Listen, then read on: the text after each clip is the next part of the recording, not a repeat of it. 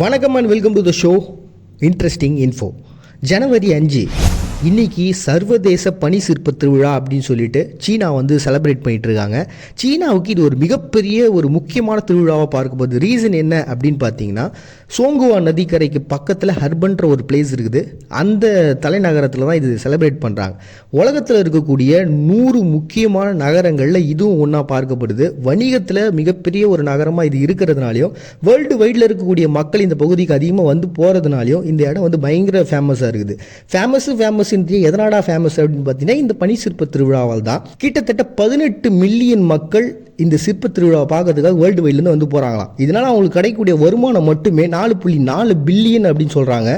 அப்படின்னா எவ்வளோ இருக்கும் அப்படின்னு சொல்லிட்டு சும்மா கூகுளில் டைப் பண்ணி பார்த்ததுக்கப்புறம் செம்ம ஆச்சுன்னு கிட்டத்தட்ட 36,000 கோடி. பனிச்சிற்ப திருவிழான்னு சும்மா ஏதோ ஒரு 2-3 பொம்மைங்களை வச்சுட்டு சிற்பத்தை செதுக்கி வச்சுருவாங்கன்னு நினச்சிடாதீங்க. கிட்டத்தட்ட பார்த்தீங்கன்னா டன் கணக்கில் இந்த பகுதி முழுக்க ஒரு பெரிய கோட்டையவே பனியால் வந்து உருவாகுறாங்களாம். 1963 தான் இதை முதல்ல வந்து செலிப்ரேட் பண்ணியிருக்காங்க. அப்போலாம் ஒரு விருந்து மாதிரி வச்சு சும்மா மக்கள் எல்லாம் ஒன்றா கூடி ஒரு சிற்பங்களை செதுக்கி அதை வந்து ஒரு சாதாரணமாக தான் ஆரம்பிச்சிருக்காங்க. அண்ட் அதுக்கப்புறம் அது பயங்கரமாக டெவலப் ஆக ஆரம்பிச்சிருக்கு. ஏன்னா இந்த இடம் வந்து ஒரு வர்த்தக நகரன்றனால, வெளிநாட்டிலேருந்து நிறைய பேர் வரதுனால அவங்களை இம்ப்ரெஸ் பண்ணுறதுக்காக சில பேர் அது பண்ண விஷயம் அது அப்படியே பெரிய அளவில் பெருசாக மாறிட்டே வருது. ஒரு கட்டத்தில் பார்த்தீங்கன்னா 1985 வரைக்குமே இது வந்து கொண்டாடப்பட முடியாமல் ஸ்டக் ஆகி நிற்கிது. காரணம் என்னென்னா, இதனுடைய வரலாறு அப்படிப்பட்டதாக இருக்குது. ஏன்னா இந்த ஹர்பன்ன்ற பிளேஸ் பார்த்தீங்கன்னா சோங்குவா நதிக்கரை பக்கத்தில் இருக்கக்கூடிய ஒரு இடம். குளிர்காலத்தில் கிட்டத்தட்ட -17 டிகிரிக்கு கீழே இந்த இடத்துல போயிடும்.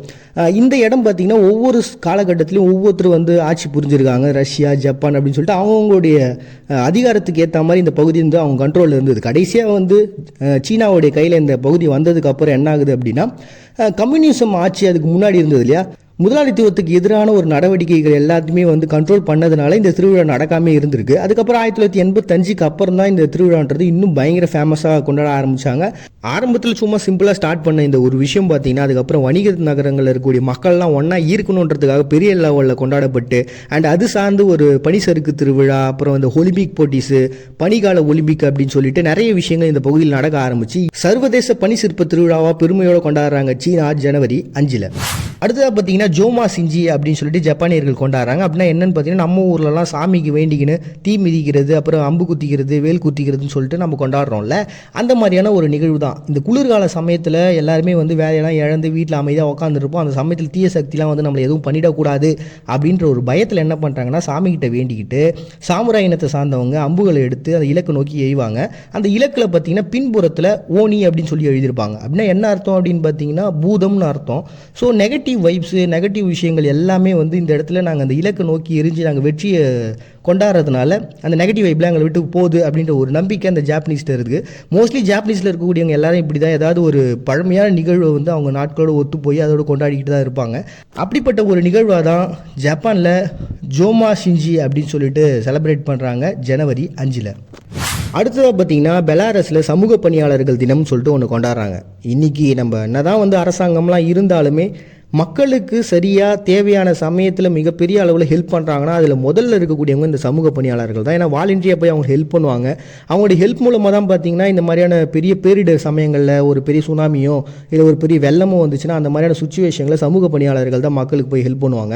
அப்படிப்பட்ட ஒரு மிகப்பெரிய ஹெல்ப்பை பண்ணக்கூடியவங்களுக்கு ஒரு பெரிய தினத்தை நம்ம உருவாக்கியே ஆகணும்னு சொல்லிட்டு பெலாரஸில் 1998 ஜனாதிபதியாக இருந்தவங்க இந்த தினத்தை உருவாக்கியிருக்காங்க.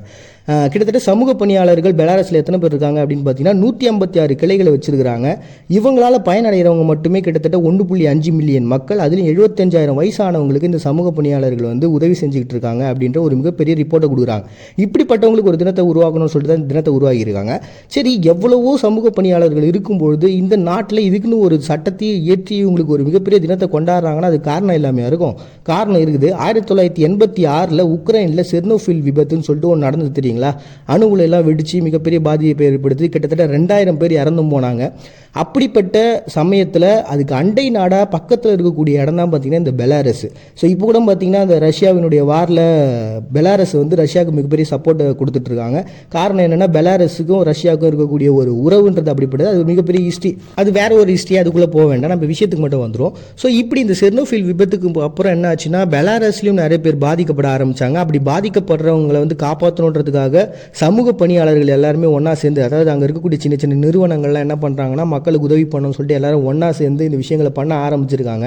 அப்படி பண்ண ஆரம்பிச்சது தான் மிகப்பெரிய குழுவாகி இன்றைக்கி 156 கிளைகளோட கிட்டத்தட்ட 1.5 மில்லியன் மக்களை இவங்க காப்பாற்றிட்டு இருக்காங்க. அப்படிப்பட்டவங்களை பெருமைப்படுத்தணுன்றதுக்காக தான் இன்னைக்கு சமூக பணியாளர்கள் தினமாக கொண்டாடுறாங்க பெலாரஸ் ஜனவரி 5. ரெக்க மட்டும் இருந்தால் நானும் பறவையாக பறந்து போயிடுவேண்டா அப்படின்ற ஆசை நிறைய பேருக்கு இருக்கும். அப்படிப்பட்ட பறவைங்களே வாழ விட மாட்டுறாங்க நம்ம மக்கள் அப்படின்ற ஒரு விஷயத்த மைண்டில் வச்சுருந்தாங்களா என்னான்னு தெரில. நேஷ்னல் பேர்ட் டே அப்படின்னு சொல்லிட்டு அமெரிக்காவில் கொண்டாடுறாங்க. இந்த புலம்பெயர்ந்து வரக்கூடிய பறவைகள், அப்புறம் இந்த ஒவ்வொரு டைம் வந்து வேட்டையாடுறன்னு சொல்லி சில பேர்லாம் போகிறாங்களே, ஸோ அவங்களாம் தடுத்து நிறுத்துறதுக்காகவும், பறவைகள்ன்றது வெறும் பறவைகள் கிடையாது, முதல் விவசாயிகள் இந்த உலகத்தில் அப்படின்றத புரிஞ்சுக்கணுன்றதுக்காகவும். இது நான் எங்கே படித்தேன் அப்படின்னு பார்த்தீங்கன்னா வேல்பாரின்ற ஒரு புக்கில். அங்கே தான் பார்த்தீங்கன்னா இந்த பறவைகள் தான் உலகத்தினுடைய முதல் விவசாயிகள் அப்படின்னு சொல்கிறாங்க. ஏன்னா அந்த எச்சத்தை போட்டு அதுலேருந்து எப்படி இந்த எந்தெந்த இடத்துல அந்த எச்சத்தை போடும்போது எந்த இடத்துல அந்த பயிர்கள் வளருது, எப்படி வளருது அப்படின்ற ஒரு விஷயத்தெலாம் பார்த்து தான் அதுக்கப்புறம் வந்தவங்க பயிரிடவே ஆரம்பித்தாங்களாம். ஸோ உலகத்தினுடைய முதல் விவசாயிகள் அப்படின்னு பார்த்தீங்கன்னா பறவைகள் தான். அப்படிப்பட்ட பறவைகளை நம்ம பாதுகாக்கணும்னு நினச்சாங்களா என்னன்றதெல்லாம் எனக்கு தெரில. ஆனால் இந்த அமெரிக்காவில் இருக்கவங்க பறவைகள் மேலே ஒரு அக்கறையை செலுத்தி அந்த பறவைகளை பாதுகாக்கணுன்றதுக்காக நேஷ்னல் பேர்ட் டே அப்படின்னு சொல்லிட்டு ஒன்று கொண்டாடுறாங்க. இதோடு சேர்த்து தேசிய ஸ்க்ரீன் ரைட்டர்ஸ் தினமாகவும் கொண்டாடுறாங்க அமெரிக்காவில். இது எப்படி உருவாச்சுன்னு பார்த்தீங்கன்னா ஆரம்ப காலகட்டத்திலேருந்து இந்த ஸ்க்ரீன் ரைட்டர்ஸ்க்கான மதிப்புன்றது பெரிய லெவலில் இருக்கானா இல்லவே இல்லை. ஏன்னா ஒரு படத்தில் வந்து ஹீரோ தான் ஜெயிக்க போகிறாரு, ஆனால் எப்படி ஜெயிக்க போகிறாருன்றது காட்டுறவங்க தான் இந்த ஸ்க்ரீன் ரைட்டர்ஸு.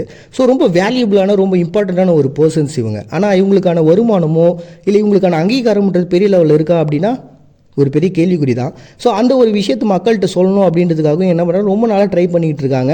ஆனால் இதுக்கான ஒரு மிகப்பெரிய தளம் அமையலை. ஸோ 2014 என்ன நடக்குது அப்படின்னா screenwritersu.com அப்படின்னு சொல்லிட்டு ஒரு வெப்சைட்டை அவங்க நிறுவுறாங்க. உலகம் முழுக்க இருக்கக்கூடிய ஸ்கிரிப்ட் ரைட்டர்ஸ்லாம் நீங்கள் வந்து நிறைய படங்கள் எழுதிருப்பீங்க, அதுக்கப்புறம் உங்களுக்கு பெரிய அங்கீகாரம் கிடைக்காம இருந்திருக்கும். இப்போ உங்ககிட்ட ஸ்கிரிப்ட் இருந்தால் அதை எங்ககிட்ட அனுப்பி விடுங்க, நாங்கள் அதுக்கு ஒரு தகுதியான மதிப்பையும் உங்களுடைய ப்ரைஸையும் நாங்கள் கொடுக்குறோம், அண்ட் உலகம் முழுக்க உங்களுடைய ஸ்கிரிப்டை கொண்டு போய் சேர்க்குறோம் அப்படின்னு சொல்லிட்டு உங்களுக்கு ஒரு மதிப்பை தரோம் அப்படின்னு சொல்லிட்டு இந்த ஒரு விஷயத்தை உருவாகியிருக்காங்க.